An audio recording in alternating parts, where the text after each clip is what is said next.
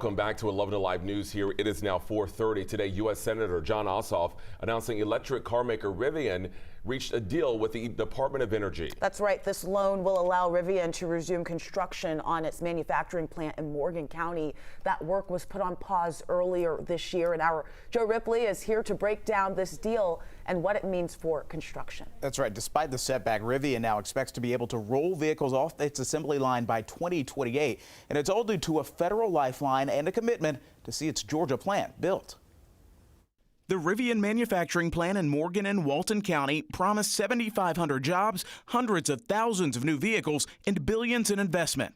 There is no question that this is a major step forward for this key economic development initiative in the state of Georgia. U.S. Senator Jon Ossoff announced a $6 billion conditional loan agreement between Rivian and the U.S. Department of Energy that would allow construction to resume on the company's Morgan County manufacturing plant. The company recently faced financial struggles. In February, Rivian laid off 10% of its salaried employees. Then in March, the company paused construction on its Georgia plant, relying more on its plant in Illinois. This loan program has been used by many manufacturers. Tony Sanger is Rivian's VP of Facilities. He would not give any specifics on the terms of the loan or the timeline of construction, but says it won't be long before construction resumes and we see vehicles rolling off the assembly line. That's the plan, is in 2028 we would be producing vehicles in Georgia.